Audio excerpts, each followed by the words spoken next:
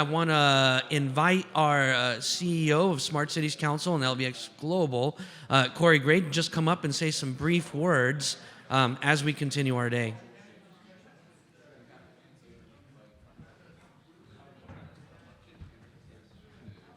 Thanks, Albie, and thanks everyone for that pretty engaging discussion. There was some interesting points when you think about well-being, which is a topic very close to our heart at Smart Cities Council. You know, if you look at a business, 90% of the cost to operate a business is people. So if you can create an environment where people are more efficient and you can get an extra 1% out of that 90%, that's all the energy that you might save with different air conditioning and different other applications around sustainability. So, you know, before I arrived in this organisation, one of the interesting projects we did was look at things like human-centric lighting in large format retail. And again, talking about well-being, one of the great outcomes of a project like that is people started to stay in these shopping centres, 23% longer and spend 12% more. And the other thing that was really extraordinary in the course of gathering the data, which means you can design better buildings because you can learn from the existing ones, which is really important, that theme about design, is that absenteeism of staff dropped 34% because you create a workplace that encourages and inspires people to be present. So it's a really, really important discussion for us. You know, there's a strong belief perhaps that smart cities are about data and technology, but we have a really strong focus about people and place and that relationship between them, which is so important. I often mention in Australia, you can probably tell that I'm not American. In Australia, we always at the start of a meeting like this acknowledge our First Nations people, and I was recently in Istanbul, and they have as you know, in Turkey, a very long and rich history of about 6,000 years, but our First Nations people in Australia have for 65,000 years been living as the longest continuous civilization. And the connection that we always acknowledge is that spiritual and personal connection of people and place. And there's no good having people with no places, and from our point of view, there's no good having places without us. So we need to have that front of mind. And I guess the last point that I found interesting was the discussion around design, because if you can design a building that lasts 500 years, like so many buildings in Europe, you know, 98% of the whole of the landfill of our planet is from construction waste. It's not our trash that we throw out every day. So if we're throwing buildings out every 25 or 30 years, then we're not sustainable at all. One of the other challenges is the life cycle of designing a project. There's a big hospital that got built in my city, $3 billion project. It was, I think, the third most expensive building ever built. And by the time it was conceived, designed and built, all of the lighting technology was obsolete. So the first thing they did when they opened it was throw out 50,000 lights and put in LED lights, right? So part of it is not just the legacy asset, it's the legacy thinking and it's the legacy processes. So as we want to have convergent technologies, you know, we want to be having in our planning frameworks an understanding of what the future looks like. Electric car chargers, are we going to be landing drones on the top of buildings in 10 years? We don't want to have that situation where we can't fit fire systems in, we can't fit elevators in. We want to design assets for longer service, and we also want to be considering those passive assets of assets. There was a great study done, it was pre-pandemic, but Deloitte in Holland started finally to get some behavioural data on staff and worked out that they didn't need 2 buildings, they needed 1.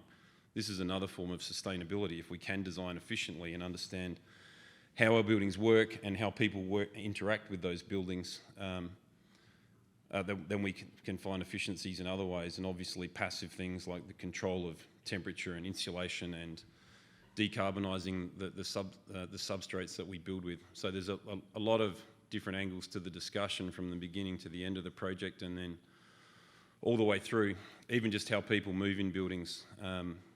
That hospital I mentioned, the firm that I founded and still chair, we did a behavioural science analysis on tradespeople and worked out that with better data, we could save $200 million a year of walking from tradespeople who didn't know where they were going to fix a light or service an air conditioner. So, you know, that's all about sustainability, it's all about efficiency, and it's also about well-being. So there are a lot of different angles that we want to pursue, and at Smart City Council, we formed a view in the last 6 months that cities aren't really smart until the buildings in them are connected to those cities, and traditionally they've been siloed.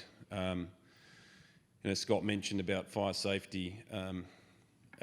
At the moment, there'd be a muster point outside of this building, but if you have a catastrophic event, you might have 4 buildings that are all trying to empty into the same public mustering point, and there's not enough room for people. So there's a lot of different and important angles that we want to pursue, and Smart Safe Sustainable Buildings is a global task force that we're effectively launching in the US here today, in Brisbane last week, and we'd encourage everybody to be involved with that.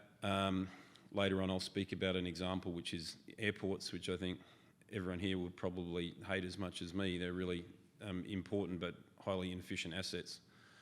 And we've been asked as an organisation to build a data-driven, technology-enabled, standardised framework for all of the airports in the world, as an example. So you'll be able to see what that looks like for what we're doing as an organisation, and again, hopefully participate. One thing we nearly got to today, and I better get off of here because I'm talk too much, Albie, is safety in relation to cyber security. We've touched on it, but the second that we want to have connected systems in our buildings and connect our buildings to our cities, then we've got a lot of personal data issues, a lot of privacy issues, and so that forms another framework for the safety aspect. And in Turkey at the moment, everyone, it'd be impossible to have missed the earthquake. When I was in Istanbul a few weeks ago, front of mind is just structural safety of buildings, and 60,000 buildings collapsed in that earthquake because, going back to that design point, the president, I can be pretty open about the president of Turkey, I'm not a fan of his, waived the building codes in order to allow things to be built more cost effectively. Most of the buildings that collapsed were built in the last 5 years. It's disgraceful. And in Istanbul at the moment, there's 100,000 buildings that would collapse on an earthquake at 6.5, not 7.8. So there are a lot of different verticals and horizontals that we want to have on the table, and to build the sort of actionable frameworks as an organisation that can build capability and capacity in government, collaboration through academia and the private sector to build out our the best outcome for people. At the end, we're a behavioural science organisation, really, and Lisa, you touched on it a lot. It's about helping and enabling people to take different actions and make better and alternative decisions, and also to feel happier. You walk around Vienna and people have a spring in their step because the parks are beautiful, there's public art, the architecture's amazing, the music's incredible. We're talking in the airport project about what sort of music will make a smarter and better airport experience, right? These are the sorts of important human aspects that we want to be playing with.